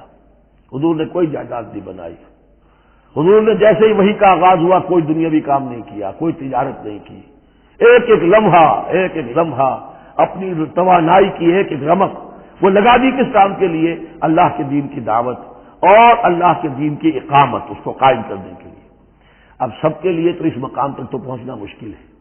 لیکن یہ کہ آئیڈیل یہ رہے، اسی کی طرف انسان چلنے کی کوشش کرتا رہے، میکسیمم جتنا بھی اپنا وقت فارغ کرے، اپنے وسائل فارغ کرے اور لگائے اس کام کے اندر، تو اتباع کا جو ہے کم سے کم تقاضا اس وقت پورا ہوگا۔ ہاں جو حکم جو دیا گیا، یہ حلال ہے، یہ حرام ہے، یہ فرض ہے، یہ واجب ہے، اس کا تو اگر معاملہ اس کی پیروی نہیں ہو رہی تو پھر تو وہ کفر ہے۔ لیکن اتباع اگر آپ کر رہے ہیں تو اتباع جو ہے وہ پھر اللہ کا محبوب بن جانا ہے۔ اگر تم اللہ سے محبت کرتے ہو تو میرا اتباع کرو، میری پیروی کرو، دیکھو میں کیا کر رہا ہوں، میرے کیا شب و روز ہے، کن کاموں میں میری توانائیاں لگ رہی ہیں، کیا دلچسپیاں ہیں میری دنیا کے اندر، ان چیزوں کے اندر تم میری پیروی کرو۔ فاتبعونی یحببکم اللہ، تم اللہ کے محب نہیں محبوب بن جاؤ گے، واللہ غفور الرحیم، اور اللہ غفور الرحیم ہے۔ باقی دوسرا درجہ جو نچلا ہے، قل اطیعوا اللہ والرسول، اطاعت تو اللہ اور اس کے رسول کی کرنی ہی کرنی ہے۔ فإن تولوا، اور اگر اس اطاعت سے بھی موڑے، فإن اللہ لا يحب الکافرین، تو اللہ کو ایسے کافر تو پسند نہیں ہے، کیونکہ پھر اطاعت رسول کا انکار تو کفر ہو گیا۔ یہاں وہ پہلا حصہ جو ہے نصف اول کا ثلث اول، یعنی نصف اول جو ہے سورہ مبارکہ کا میں نے عرض کیا تھا کہ اس میں پہلی آیات 32 ہیں، جنرل ہیں، تمہیدی ہیں، دین کے بڑے جو گہرے اصول ہیں وہ ہیں، دعائیں تلقین کی گئی ہیں، محکمات اور متشابہات کا فرق واضح کیا گیا ہے۔ لیکن اب دوسرے حصے میں سارا خطاب جو ہے وہ براہ راست عیسائیوں سے ہے، اور انہیں بتانا یہ ہے کہ حضرت عیسیٰ کو جو تم نے معبود بنا لیا، یا تو تثلیث کی شکل دے دی ٹرینٹی، یا گاڈ انکارنیٹ بنا دیا۔ تثلیثیں بھی دو طرح کی رہی ہیں، اللہ بھی اور مریم بھی اور عیسیٰ بھی، اور دوسری تثلیث جو ہے جو اب دنیا میں عام ہے وہ ہے اللہ اور روح القدس اور حضرت عیسیٰ۔ تو یہ جو تثلیثیں تم نے ایجاد کر لی کہ کوئی بنیاد نہیں ہے، یہ تمہاری کج روی ہے، تم نے غلط شکل اختیار کی ہے۔ عیسیٰ علیہ السلام بہت برگزیدہ پیغمبر تھے، ہاں ان کی ولادت معجزانہ طریقے پر ہوئی ہے، لیکن اگر ان کی ولادت معجزانہ طریقے پر ہوئی ہے تو ان سے متصلاً قبل یحییٰ کی جو ولادت ہوئی ہے وہ بھی معجزانہ ہوئی ہے، وہ بھی کوئی کم معجزہ نہیں تھا۔ تو معجزے، اور پھر آدم کی جو ولادت ہوئی ہے، آدم کو جو پیدا کیا اللہ نے، تو ظاہر بات ہے کہ وہ اپنی جگہ پر جہاں سے نسل انسانی کا آغاز ہوا، تو یہی بات اگر دلیل ہو جائے الوہیت کی تو یہ تو پھر آدم کو بھی الہ مانو اور یحییٰ کو بھی الہ مانو، تو ساری بحث اس پر ہو رہی ہے۔ ان اللہ اصطفیٰ آدم ونوحا وآل ابراہیم وآل عمران علی العالمین، یقیناً اللہ نے چن لیا آدم کو اور نوح کو اور آل ابراہیم کو اور آل عمران کو تمام جہان والوں پر، تمام جہانوں پر نہیں، تمام جہان والوں پر۔ حضرت آدم علیہ السلام کا بھی استفاء ہوا ہے۔ اس میں کچھ ان لوگوں کے لیے دلیل بنتی ہے جو سمجھتے ہیں کہ جو تخلیق آدم ہے اس میں پہلے کچھ اسپیشیز وجود میں آئی تھی، اور اس اسپیشیز، اس نوع کے ایک فرد کو اللہ نے چن کر اس میں پھر اپنی روح پھونکی ہے تو وہ آدم بن گئے، تو وہ بھی سلیکٹڈ تھے۔ استفاء کے معنی ہوتا ہے کسی میں سے چن لینا، بہرحال ایک عام معنی بھی ہو جاتے ہیں، پسند کر لینے کے معنی بھی ہو سکتے ہیں۔ ان اللہ اصطفیٰ آدم ونوحا، اور پھر نوح کو پسند کیا، آل ابراہیم، ابراہیم کے گھر کو، ان کے خاندان کو، وآل عمران، عمران جو ہے بنی اسرائیل کی تاریخ میں دو عظیم شخصیتوں کے نام ہیں، ایک تو حضرت موسیٰ کے والد کا نام بھی عمران تھا، اور ایک حضرت مریم کے والد کا نام بھی عمران تھا۔ حضرت عیسیٰ کے نانا عمران ہوئے اور حضرت موسیٰ کے والد عمران تھے۔ یہاں پہ غالباً حضرت موسیٰ کے والد مراد ہیں، لیکن چونکہ آگے سارا معاملہ حضرت مریم کا آ رہا ہے تو شاید عین ممکن ہے کہ یہاں پر اشارہ ان کے نانا کی طرف ہو۔ ذریۃ بعضھا من بعض، اور یہ سب جو ہے ایک دوسرے کی نسل سے ہیں، ایک دوسرے کی اولاد سے ہیں۔ نوح حضرت آدم کی اولاد سے ہیں، ابراہیم حضرت نوح کی اولاد سے ہیں، پھر ان کے پورا خاندان بنی اسماعیل بنی اسرائیل جو ان کی اولاد میں سے ہیں۔ واللہ سمیع علیم، اللہ سمیع اور علیم ہے۔ اس قالت امرأۃ عمران رب انی نذرت لک ما فی بطنی محررا فتقبل منی۔ اب یہ جو عمران کی بیوی ہیں یعنی حضرت مریم کی والدہ، یہ بہت نیک عورت تھی، بہت ہی متقی، نیک، زاہد۔ ان کو حمل ہوا تو انہوں نے پروردگار سے ایک منت مانی، نذر مانی، رب انی نذرت لک ما فی بطنی، جو میرے پیٹ میں جو بھی بچہ اے اللہ تو پیدا فرما رہا ہے میں تیری ہی نذر کرتی ہوں، یعنی دنیاوی کوئی ذمہ داریوں کا بوجھ اس پر نہیں ہم ڈالیں گے، اور ہیکل کی خدمت کے لیے، دین کی خدمت کے لیے، تورات کی خدمت کے لیے اس کو وقف کر دیں گے، ہم اپنا بھی کوئی بوجھ ان پر نہیں ڈالیں گے، اس توقع میں کہ اللہ بیٹا عطا کرے گا۔ محررن کے مطلب ہے اسے آزاد کر دیں گے، تحریر آزاد کر دینا، حر سے، کہ کوئی ذمہ داری اس پر نہیں ہوگی، اسے ہم خالص کر دیں گے تیرے دین کی خدمت کے لیے اور ہیکل کی خدمت کے لیے۔ فتقبل منی، تو اے اللہ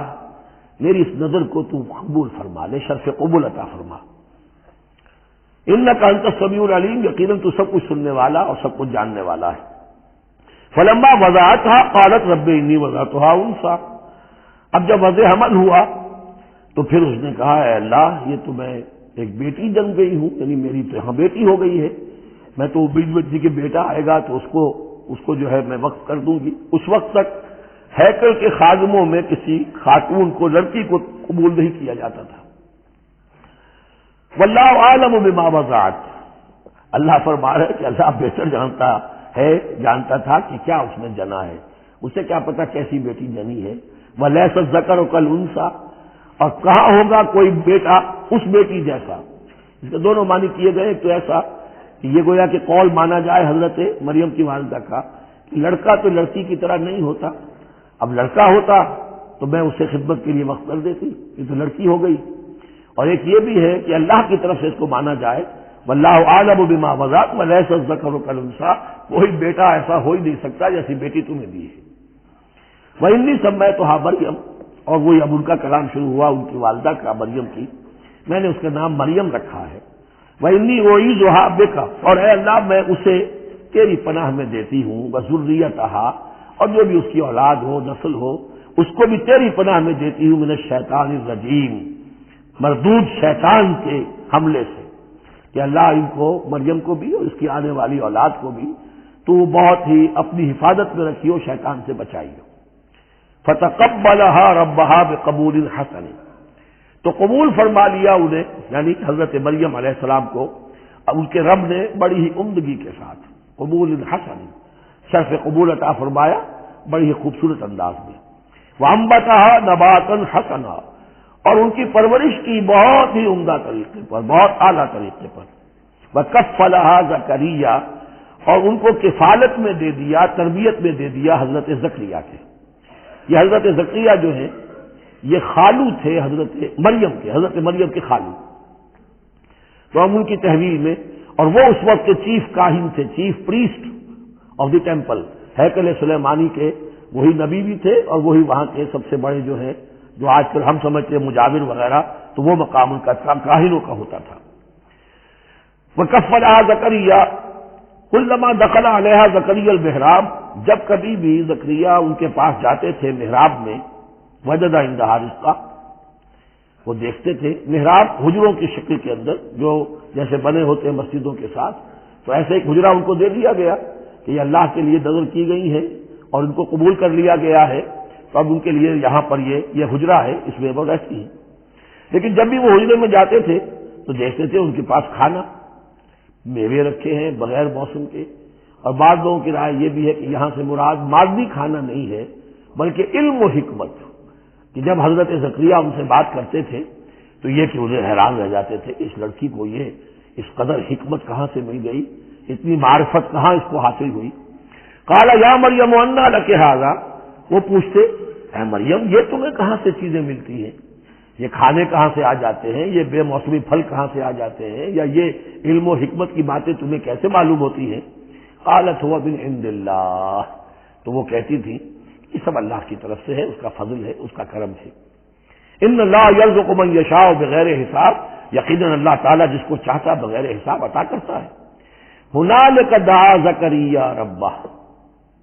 ہنالک یہ بالکل اس طرح سے دیر اینڈ ڈن، جب یہ مشاہدہ ہوا حضرت زکریا کو تو انہوں نے بھی ایک دعا کی اپنے پروردگار سے، ہنالک دعا زکریا ربہ قال رب هب لي من لدنك ذرية طيبة، اے اللہ مجھے بھی بڑی کوئی پاکیزہ اولاد عطا کر دے۔ بہت بوڑھے ہو چکے تھے، ان کی اہلیہ جو ہے وہ بھی بہت بوڑھی ہو چکی تھی، ضعیفہ تھی، اور ساری عمر بانجھ رہی تھی، لاولد تھے۔ یہ ساری تفصیل پہ سورہ مریم کے اندر مزید کھل کر آئے گی، اس لیے کہ یہی مضامین وہاں بیان ہوئے تھے مکی دور میں، جبکہ ہجرت حبشہ کے لیے مسلمان گئے تھے، تو وہاں جا کر سورہ مریم کی آیات جو ہیں وہ پھر حضرت عبداللہ ابن جعفر نے پڑھ کر سنائی تھی۔ اس مناسبت سے یہ مضامین آپ کو سورہ مریم میں بھی ملیں گے۔ ساری عمر بوڑھے رہے اور بے اولاد رہے، لیکن اب وہ ایک دبی ہوئی خواہش چنگاری وہ بھڑک اٹھی، اے اللہ اس بچی کو تو یہ کچھ دے سکتا ہے تو تیری قدرت ہے مجھے بھی ذریۃ طیبہ پاکیزہ اولاد عطا فرما، انک سمیع الدعاء، یقیناً تو دعا کا سننے والا ہے۔ فنادت الملائکۃ، تو فرشتوں نے انہیں پکار کر کہا، ندا کی، وہو قائم یصلی فی المحراب، اور وہ کھڑے ہوئے نماز پڑھ رہے تھے اپنی محراب میں، ان کا بھی حجرہ تھا۔ ان اللہ یبشرک بیحییٰ، اللہ تعالیٰ تمہیں بشارت دیتا ہے زکریا یحییٰ کی، مصدقا بکلمۃ من اللہ، جو تصدیق کرے گا ایک ایسے شخص کی جو اللہ کا خاص کلمہ ہوگا، یعنی حضرت عیسیٰ، کلمۃ منہ، یہ بعد میں باتیں آئیں گی۔ وسیدن، اور سردار ہوگا، وحسورن، اور تجرد کی زندگی گزارے گا، ونبی من الصالحین، اور نبی ہوگا صالحین میں سے۔ یہاں نوٹ کر لیجئے کہ آخری مدح کا لفظ جو حضرت یحییٰ کے لیے آیا ہے وہ نبی ہے، نبی من الصالحین۔ قال رب انا یکون لی غلام، ابھی خود دعا کر رہے تھے لیکن غالباً اس کی بڑی توثیق چاہ رہے ہیں اللہ سے، ری ایشورنس۔ کہا پروردگار میرے ہاں کیسے بیٹا ہو جائے گا، وقد بلغنی الکبر، جبکہ میں انتہائی بوڑھا ہو چکا ہوں، وامرأتی عاقر، اور میری بیوی جو ہے بانجھ رہی ہے۔ قال کذلک اللہ یفعل ما یشاء، تو انہوں نے کہا کہ اللہ نے فرمایا کہ اللہ کرتا ہے اسی طرح، یا فرشتوں نے جواب دیا جو چاہتا ہے کرتا ہے، اسے اسباب کی احتیاج نہیں ہے، اسباب اس کے محتاج ہیں، اللہ اسباب کا محتاج نہیں ہے۔ قال رب اجعل لی آیہ، انہوں نے عرض کیا پروردگار میرے لیے کوئی نشانی مقرر کر دے، مجھے معلوم ہو جائے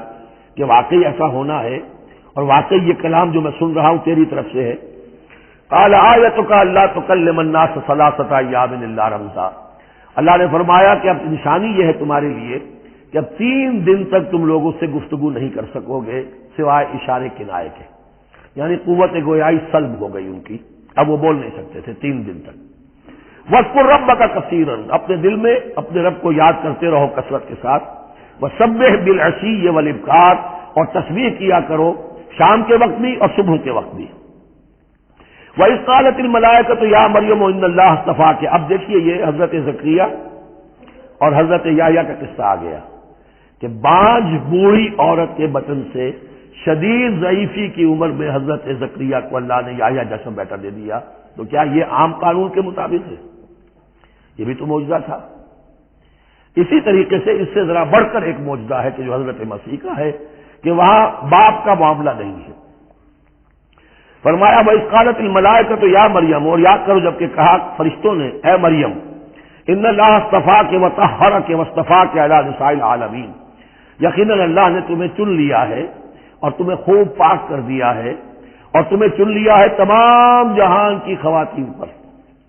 یا مریم اقنتی لربک، اے مریم اب اپنے رب کی فرما برداری کرتی رہو، واسجدی اور سجدہ کیا کرو، ورکعی مع الراکعین اور جھکنے والوں کے ساتھ جھکتی رہا کرو، نماز باجماعت کے اندر شریک ہو جایا کرو۔ ذالک من انباء الغیب نوحی الیک، اور یہ غیب کی خبروں میں سے ہے جو اے محمد ہم آپ کو وحی کر رہے ہیں۔ وما کنت لدیہم، آپ تو ان کے پاس موجود نہیں تھے، اذ یلقون اقلامہم ایہم یکفل مریم، جبکہ وہ اپنے قلم پھینک رہے تھے یہ طے کرنے کے لیے کہ ان میں سے کون ہوگا کہ جو مریم کا کفیل ہوگا، کس کی تربیت میں زیر نگرانی، یعنی اور بھی وہاں پریسٹ تھے، کاہن اور بھی تھے، ان سب میں سے ہر ایک چاہتا تھا کہ یہ بچی جو ہے میری تحویل میں ہو، میں تربیت کروں، جسے اللہ کے نام پر جس طرح وقف کر دیا گیا ہے۔ لیکن یہ کہ جب وہ اس طریقے سے اپنے قلم پھینک کر کچھ ایسے ہوتا ہے کوئی ذائقہ نکالنا یا کسی طرح کا معاملہ تو طے کر رہے تھے، اس میں اللہ نے حضرت زکریا کا نام نکال دیا تھا۔ تو اے نبی اس وقت تو آپ تو وہاں نہیں تھے، وما کنت لدیہم یختصمون، اور نہ آپ اس وقت تھے جبکہ وہ آپس میں جھگڑ رہے تھے۔ اذ قالت الملائکۃ یا مریم ان اللہ یبشرک بکلمۃ منہ، اب یاد کرو جب کہ کہا فرشتوں نے مریم سے کہ یقیناً اللہ تعالیٰ تمہیں بشارت دے رہا ہے ایک ایسی ہستی کی جو خاص کلمہ ہوگا اس کی جانب سے، اسمہ المسیح عیسی ابن مریم، اس کا نام ہوگا المسیح عیسیٰ مریم کا بیٹا، وجیہا فی الدنیا والآخرہ، باعزت ہوگا، مرتبے والا ہوگا دنیا میں بھی اور آخرت میں بھی، ومن المقربین، اور بہت ہی اللہ کے مقربین بارگاہ میں سے ہوگا، بہت مقرب، وَيُكَلِّمُ النَّاسُ فِي الْمَهْدِ وَكَهْلًا، اور وہ لوگوں سے گفتگو کرے گا گود میں بھی اور پوری عمر کا ہو کر بھی۔ کہولت 40 برس کے بعد آتی ہے اور حضرت مسیح اٹھا لیے گئے، رفع سماوی ہوا 33 برس کی عمر میں، گویا کہ اس آیت کا تقاضا ابھی پورا نہیں ہوا ہے، اور اس سے اندازہ کر لیجیے اس کے کہنے کی ضرورت کیا تھی، پوری عمر کو پہنچ کر تو سبھی بولتے ہیں، اس کا اشارہ کیوں کیا گیا یہاں؟ اس لیے کہ ہمیں معلوم ہو جائے کہ حضرت مسیح پر ابھی موت واقع نہیں ہوئی ہے، بلکہ وہ واپس آئیں گے دنیا میں، دوبارہ اتریں گے، پھر ان کی وہ عمر بھی ہوگی، پھر وہ شادی بھی کریں گے، ان کی اولاد بھی ہوگی،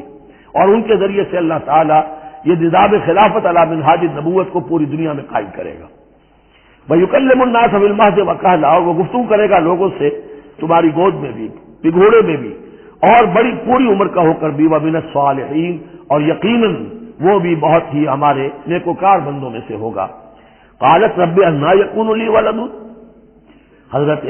مریم سلام علیہا نے بھی وہی جو ہے بات واضح کی، اے اللہ میرے اولاد کیسے ہو جائے گی، ولم یمسسنی بشر، مجھے تو کسی مرد نے ہاتھ تک نہیں لگایا۔ قال کذالک اللہ یخلق ما یشاء، فرمایا اسی طرح اللہ تعالیٰ تخلیق فرماتا جو چاہتا ہے، اس کو ضرورت نہیں ہے۔ ٹھیک ہے عام ولادت انسانوں کی اسی طرح ہوتی ہے، باپ کا بھی حصہ ہے، ماں کا بھی حصہ ہے، لیکن یہ کہ اللہ تعالیٰ کے لیے کسی بھی شے کی ضرورت نہیں ہے، وہ محتاج نہیں ہے ان اسباب اور وسائل و ذرائع کا، اور جو چاہے کرتا ہے۔ قال کذالک اللہ یخلق ما یشاء اذا قضى امرا فانما يقول له كن فيكون، وہ تو جب کسی شے کا فیصلہ کر لیتا ہے تو بس وہ کہتا ہے ہو جا اور وہ ہو جاتی ہے۔ وَيُعَلِّمُهُ الْكِتَابَ وَالْحِكْمَةَ، اور وہ اللہ تعالیٰ اسے سکھائے گا کتاب بھی اور حکمت بھی، والتوراۃ والانجیل، اور تورات بھی اور انجیل بھی، وَرَسُولًا إِلَىٰ بَنِي إِسرائیل، اور وہ رسول بن کر آئیں گے اسرائیل کی طرف۔ اب یہ جو دو کنٹمپریریز ہیں ان کو نوٹ کر لیجئے کہ حضرت یحییٰ کے بارے میں نبیم من الصالحین پر آ کر بات ختم ہو گئی، اور حضرت عیسیٰ کے بارے میں رسولاً الی بنی اسرائیل، بنی اسرائیل کی طرف رسول ہو کر آئیں گے۔ حضرت یحییٰ صرف نبی تھے اسی لیے وہ قتل بھی کر دیے گئے، حضرت عیسیٰ رسول تھے، رسول قتل نہیں ہو سکتے، اسی لیے ان کو زندہ آسمان پر اٹھا لیا گیا۔ یہ بہت اہم مضمون ہے کہ جو یہاں بھی آپ کو سمجھ لینا چاہیے۔ ان کے بعد معجزات کا تذکرہ ہے، وہ انشاءاللہ اب اگلی نشست میں پڑھیں گے۔ بارک اللہ لی و لکم فی القرآن العظیم ونفعنی و ایاکم بالآیات والذکر الحکیم۔